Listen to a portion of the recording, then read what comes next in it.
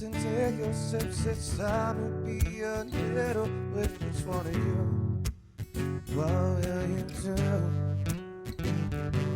When the stakes are the border rise, it's no time to make a compromise. Turn to the river, shuffle to the bridge, never we find out just what it is.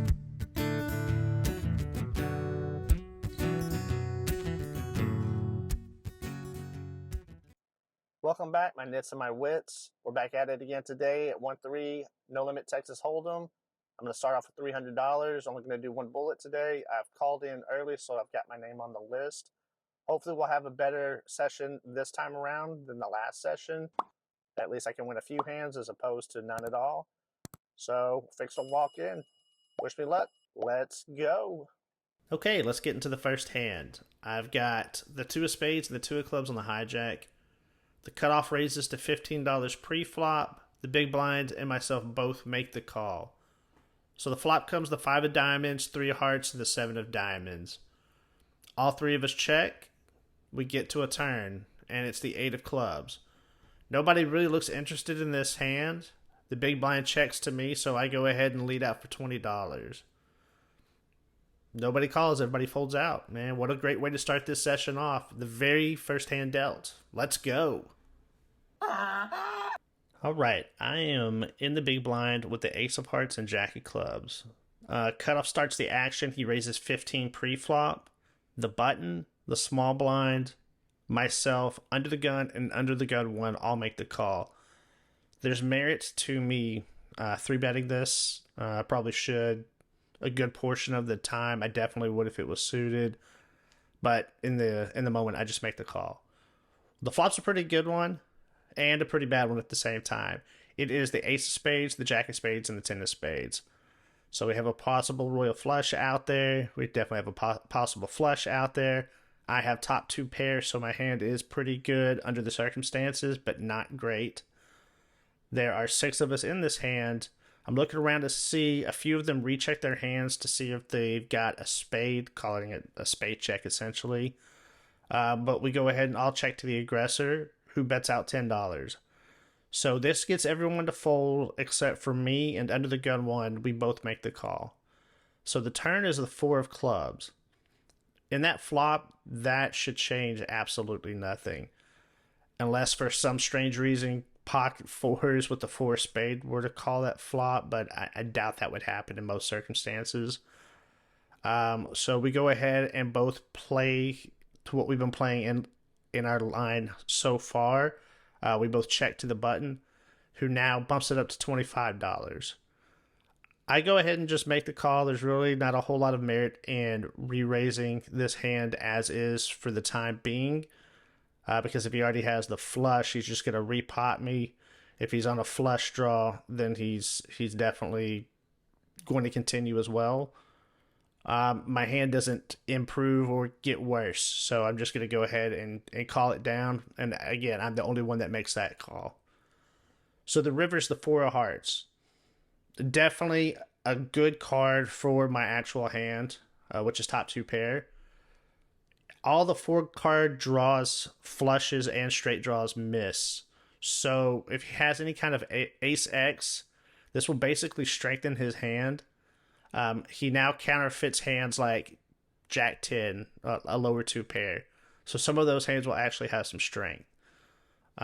He actually checks out a turn, which tells me that either he wants to get to showdown pretty cheaply or just completely break his draws.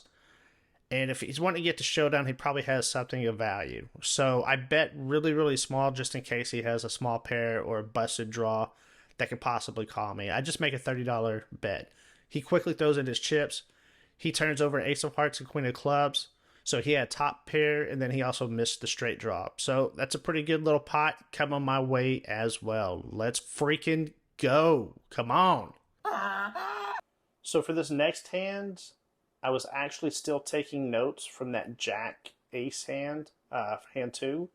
So I actually didn't get any footage because I was in the middle of taking notes, got my hand, had to make a decision if I wanted to stop taking notes and pull up the camera, which I just went ahead and continue to write my notes while playing this hand. So I do have the notes for this hand, and I'm going to do a little reenactment.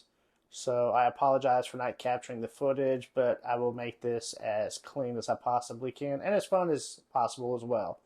So let's get into it. Okay, for this hand, I've got the 5 of spades and the 5 of hearts, and I'm in the cutoff. There are 7 of us that just limp into the pot pre-flop. So let's get to the flop. The flop is going to be the 5 of clubs, 4 of hearts, and then the 10 of spades. So the under the gun the under the gun actually is the first one to make an action. He bets out $10. The under the gun 1 goes ahead and he makes the call. And then I am the only other person who makes the call as well. So everybody else goes ahead and makes the fold. And now we are off to a turn, which happens to be the Queen of Hearts. Now, under the gun 1, he leads out for $10. Under the gun, he leads out again for $10. Under the gun 1 goes ahead and calls as well. And I go ahead and put in the raise. I make it 30 total, so 20 on top. And the reason I'm doing that is because now the board's a little more connected, it's a little more wet. There's an extra straight draw, an extra flush draw out there as well. So the original raiser, the under the gun, he makes the call. And under the gun 1 gets out of the way. Get those real quick. There we go. All right. So the river is the 2 of clubs. Now he checks over to me, and I'm thinking, okay, what could he have here that's going to call, right? Maybe a 10, maybe something like 10-4, maybe a busted flush draw with 2 pair or something along the lines of that. So I kind of keep it around the same range, and I bet out $50. So he thinks a little bit. He thinks a little bit about it, and he goes ahead and makes the call. I turn over my hand, the 5 of spades, the 5 of hearts, and then he just bucks his hands. So we go ahead and pull that nice little pot over towards us. Let's frickin' go. So I play a few hands and see a few flops, but then I just end up folding after I see the flops, not connecting really well with them. And then I'm under the gun 1, and I look down at Queen of Clubs and the Jack of Diamonds. Pre-flop under the gun raises $6.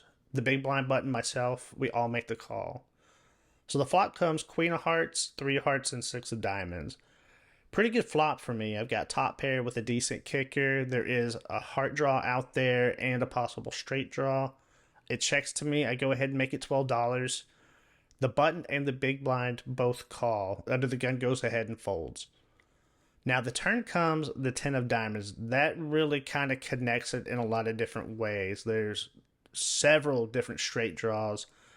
2 flush draws with a backdoor flush draw. The good news is I have the Jack of Diamonds, which blocks some of the combos for the backdoor flush draw and also some of the straight combos as well. So the big blind checks to me. I make it $22. The button folds, but the big blind calls me again. Now the river is the 5 of Diamonds. He checks for a 3rd time, so it's hard for him to have a flush here, because I have the Jack of Diamonds, right? I have that blocker, and that flush also came runner. I really can't see him having something like 4-7 or 4-2 for the straight. And I think if he had 2 pair or trips, he probably would have raised the turn to kind of charge the flush draw to get there if they were to get there on the river. So I really feel like we may be sharing a queen, perhaps the missed heart draw as well. So I just downsized to $20. Let me know in the comments if you think this was a nit or a wit play. If it was a nit play in your opinion, let me know how you'd play it down below. So he makes the call, and then he turns over the king of clubs and the queen of spades. Well, crap. We had the same pair, the top pair, but he had definitely a better kicker than me. So that pot is pushed his way. I play a few more orbits and nothing much happens, so I go ahead and just decide to rack up and just head to the desk and collect my winnings. Man, I am finally walking out from a session with cash in my pocket. I forgot how good that was, to be honest with you. So I am happy to be up in this session. Let's freaking go.